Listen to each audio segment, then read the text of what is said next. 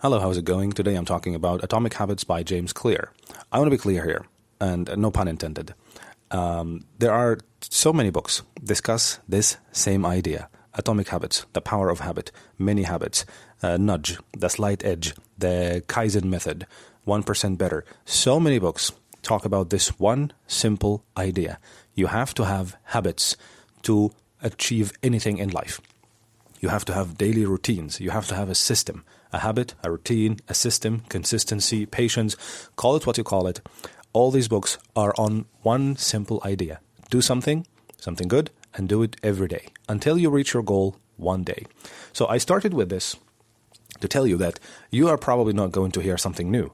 And I know this sounds like a bad marketing, but anyways, you and I know what we want to do, and we know how to get what we want. The problem is we just don't do it. This is the problem. So let me start by telling you, no matter how many books you read, or how many videos you watch, or how many audios you listen to, they are not going to push you. They are not going to make you do something. Why do I start with this?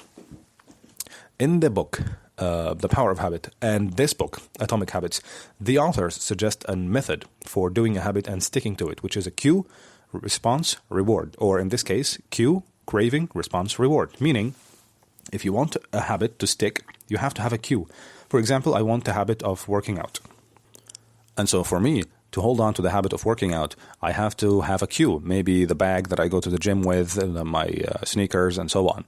And then I do a response. I go to the gym and exercise. And after that, I reward myself with a juice or whatever. Whatever the habit is, you have to have a cue and response and reward. And they based this principle on Pavlov experiment. You know, Pavlov is a scientist who had dogs. It's called Pavlov dogs.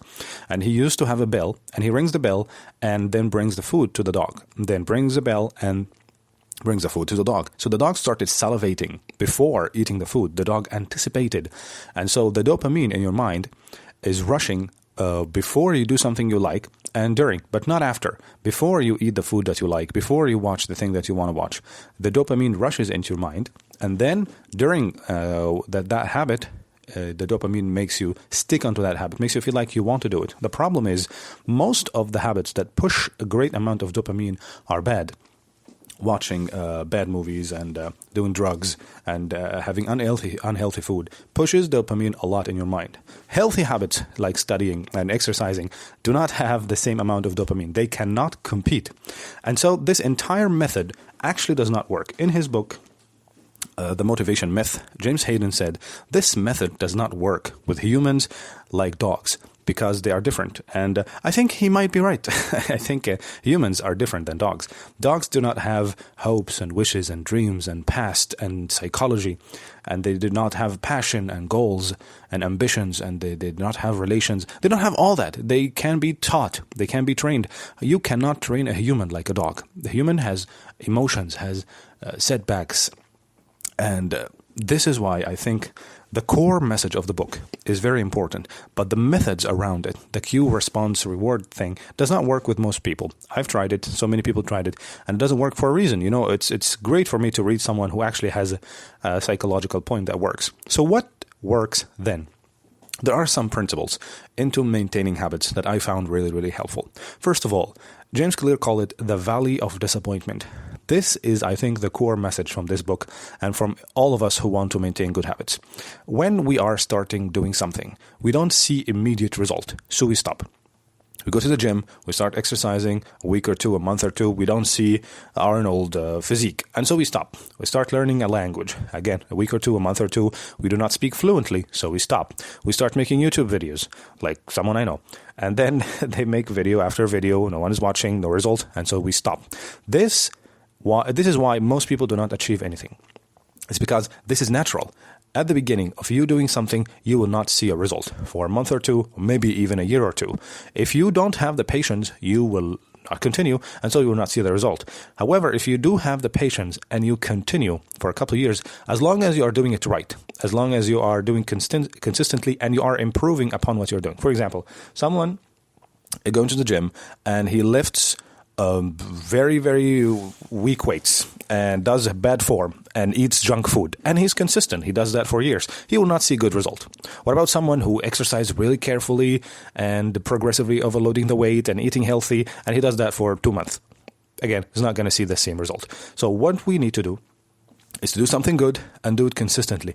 And we must tell ourselves when we don't see a result, when we feel disappointment, this is a part of the process. This is something that I learned lately, and I wish I learned it in the past. I wish I learned it when I started learning German 10 years ago, when I started making YouTube videos also 10 years ago, 2012, I started this channel. But that is this disappointment. You see, I'm very disappointed there trying to pronounce this word. The disappointment that you feel in the beginning is why we don't continue. So I told myself, right now, when I feel frustrated, that's great. Well, it's not great, but it's part of the process. Learning a language, doing a business, succeeding on YouTube, getting in shape, whatever you do, there has to be a disappointment in the beginning. Even prayers, when we pray, we don't see immediate result. And so we quit praying. And so we lost the most important connection in our lives. So let me tell you, what makes us stick to the habit is knowing that there's a light at the end of the tunnel. We must trust the process. This is what I tell myself, and this is my message to you. If you are doing a good habit, if you have a good goal, you have a vision for something that you want to achieve, and you are learning the best methods, and you are constantly improving, and you are measuring your milestones, stick to your process. For example, for me, right now I'm learning German, and I know I'm doing great. Not great like I'm doing great in speaking, but I'm learning from incredible sources. I'm learning from native speakers, I'm learning phrases, I'm learning pronunciation and structure. I know how to learn a language. I'm doing good. I'm not listening to songs and thinking, oh, I'm going to speak fluently by just listening. No, I'm doing something good. If you're doing something good and you have a good goal, the only thing left is that you don't quit. Is that you compound the habits, big or small. If you can study every day for an hour or half or 10 minutes, that's great. But every day, what if you stop? Well, that's still part of being human and part of your life. Get back again and again and again. There's no other way to achieve your goal but this method, is to try and try again until you reach your goal. I hope that I, this time, stick to my goal, which is learning German. And I hope, as I promised before, I can make a podcast or a summary for a book like this in German. And I hope that you understand it. And I hope that we surpass the 1,000 subscribers soon, because I'm getting frustrated a little bit. Thank you very much, and I will see you soon.